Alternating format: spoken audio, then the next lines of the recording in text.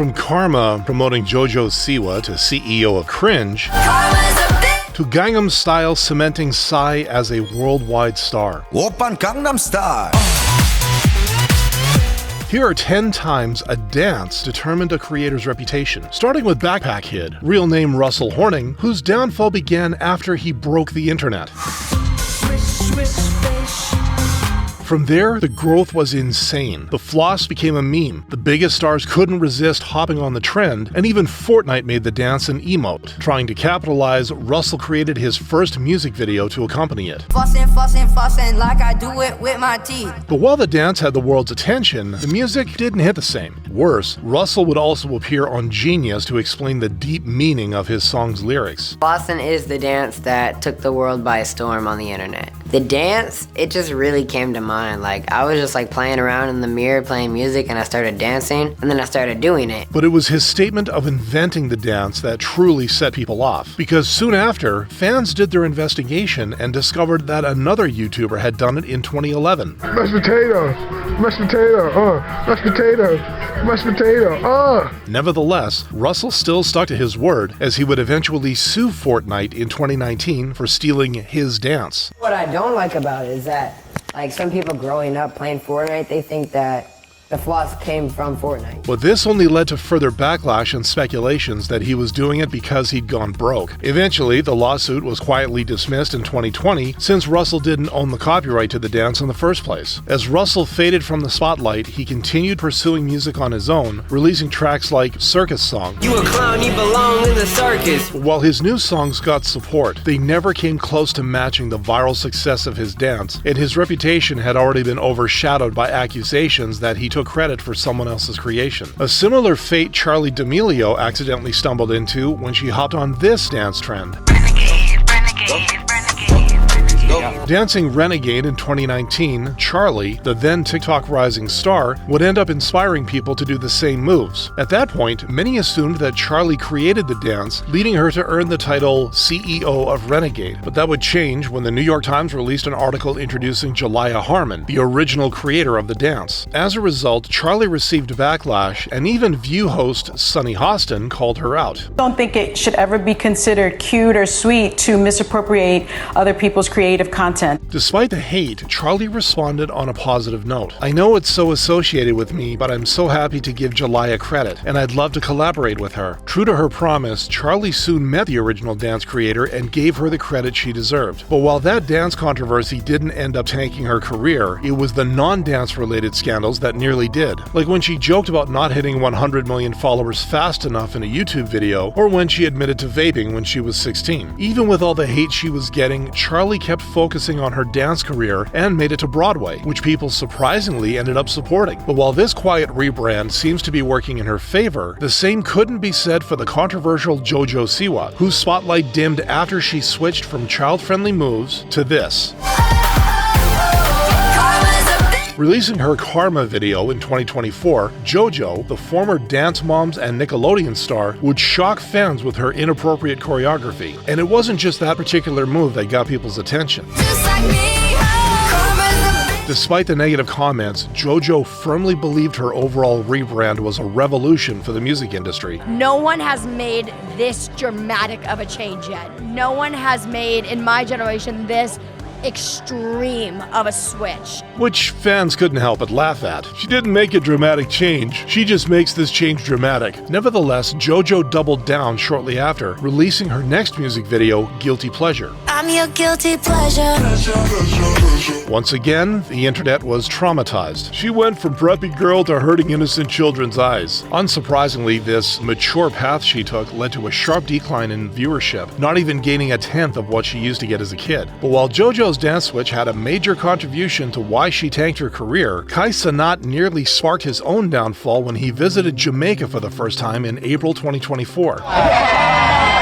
In this video, Kai would be seen dancing with a woman during the annual carnival event. But while he looked like he was having a great time, the internet noticed something else. Jamaica is going to become the go-to tourist destination for weird degenerates who will only go there to be overly sexual and disgusting. But in spite of people accusing him of mocking Jamaican culture, Kai didn't take the bait. Well, until April 9th, 2024. Had the audacity to say that I was out there mocking Jamaica, bro. A that's not from Jamaica gonna make a tweet, and everybody under it and shit was agreeing, was saying that what I was doing in Jamaica was not culture. Kai would then explain why he was no stranger to Jamaican culture. You're talking to a son of a mother who's from Trinidad and Tobago, Pinal, the Caribbean.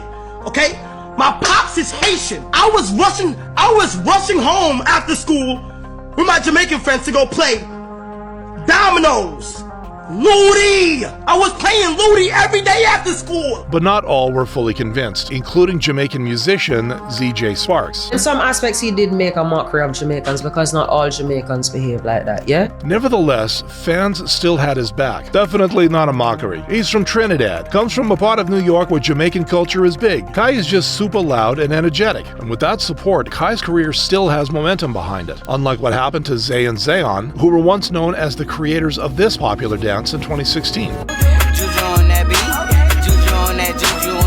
In Juju on That Beat, the dance featured running man steps, arm swings, and bouncy footwork, later inspiring a meme and dance challenge. And with many people jumping on the trend, the duo gained more traction and found themselves teaching the dance on Live Kelly.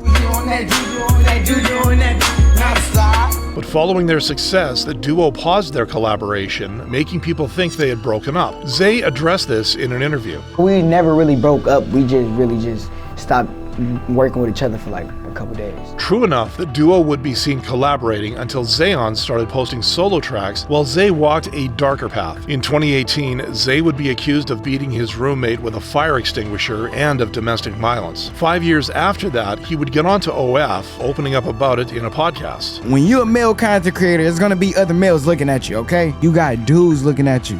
Stop acting like you got females looking at you. But you were getting pegged on there too, right? Not at first. Not at first, but you did do that, right?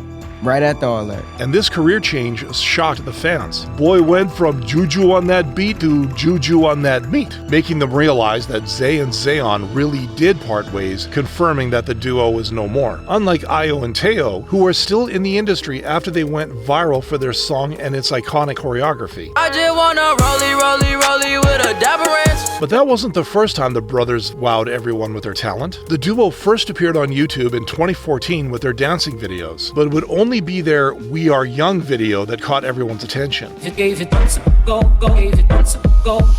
And as they showed off more moves, they soon got the attention of even bigger stars, such as Usher and Chris Brown, who included them in their music videos. Not long after, the duo started making music on their own, releasing their track In Reverse.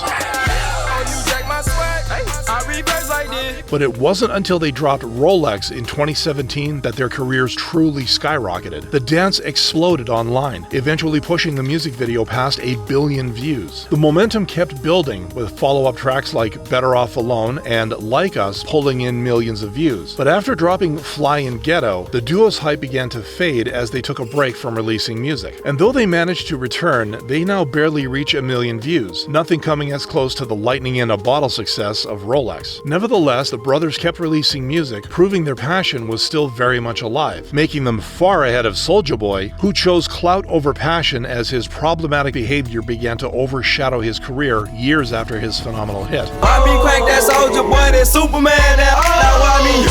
Right after its release in 2007, Soulja Boy's Crank That became a cultural phenomenon, and not only did it become Billboard's #1 hit, it also dominated YouTube and school dance floors. To sustain the hype, Soulja Boy would quickly follow up with new releases like Turn My Swag On and Kiss Me Through the Phone. Trying to stay relevant, Soulja Boy would start flaunting his wealth and even purchased a $55 million private jet for his 21st birthday, casually confirming it in an interview. G5 status. Yes, I think he confirmed my I think he confirmed. Until the news broke saying otherwise. It turns out those claims were all just a bunch of BS. His spokesman flat out denied it, saying the elaborate rumors circulating about Soulja Boy purchasing a jet for his 21st birthday are grossly over-exaggerated. But this fake flexing would only be followed by another one 5 years later when he complained about an already generous deal. $400 million deal confirmed. I still think they lowballed me though. I was thinking $2 or $3 billion. And while it would be confirmed to be a deal with the World Poker Fund, it didn't take long for Forbes to reveal it was all a lie. It turned out that the World Poker Fund was only worth $50 million, making it impossible for them to pay $400 million to Soulja Boy. Now, despite the criticism, Soulja Boy strived more to stay in the spotlight to the point of starting beefs with popular artists. Y'all didn't hear Drake on his first song? Tell me what's really going on.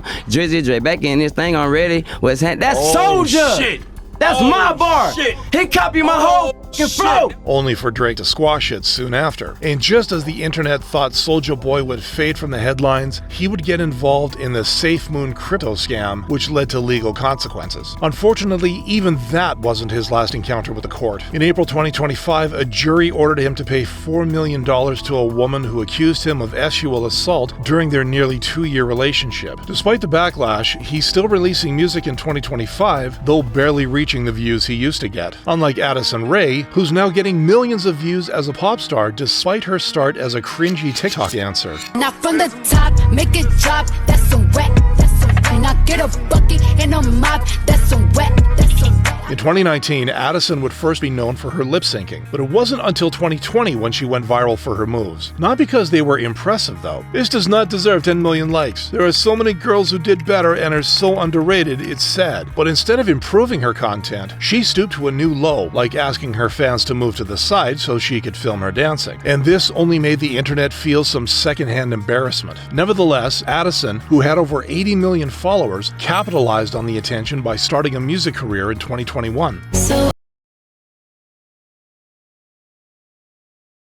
While her debut single gained over 20 million views, it was again met with mockery. But that would change 3 years later when she released a new single, one that would deviate from her cringy persona.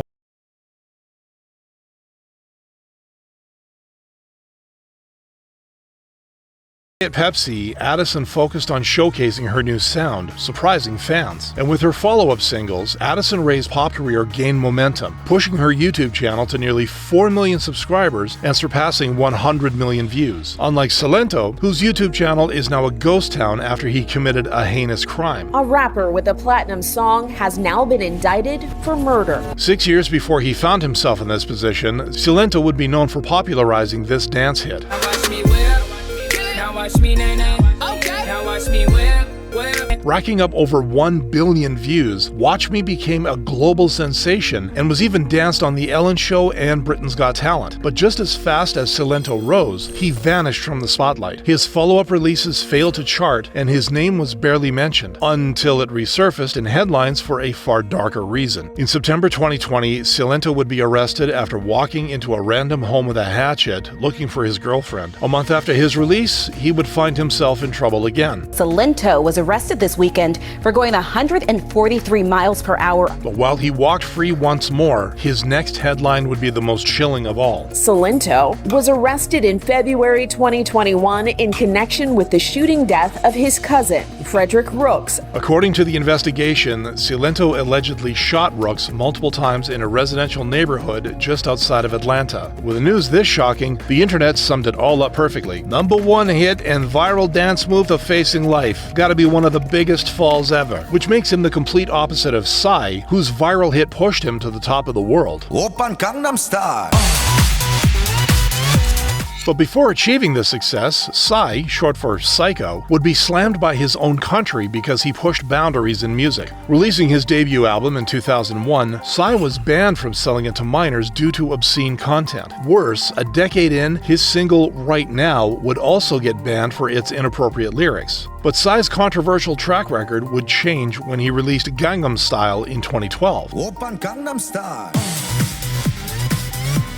South. With a signature dance move and cheeky lyrics, Gangum Style skipped a ban and broke the internet, becoming the first video to hit 1 billion views on YouTube. Shortly after, Psy would be teaching his iconic horse dance to big stars and collaborating with popular rappers such as Snoop Dogg. But not only was this a career-defining moment for Psy, it was also a turning point for K-pop, paving the way for other Korean artists to break into the global mainstream. And in 2019, he took things further by launching his own music label to shape the next K-pop artists. But with performance still in his DNA, Psy would then make a comeback featuring Suga of BTS 3 years later. Psy coming back. Long time no see, huh? And just like his past release, it ranked up views and praise. Even Jessie, who was once under his label, had nothing but respect for him. You could argue Psy is the greatest Korean performer of all time. Damn, this guy's like so much older than me and he's still f***ing performing. He's like dancing like a beast. Yeah, nobody shout can do out that. Psy, the GOAT. As of 2025, at the age of 47, Psy is still in the spotlight, with fans talking about his latest tour and body transformation, making him an example of how a dance can build a long-lasting reputation.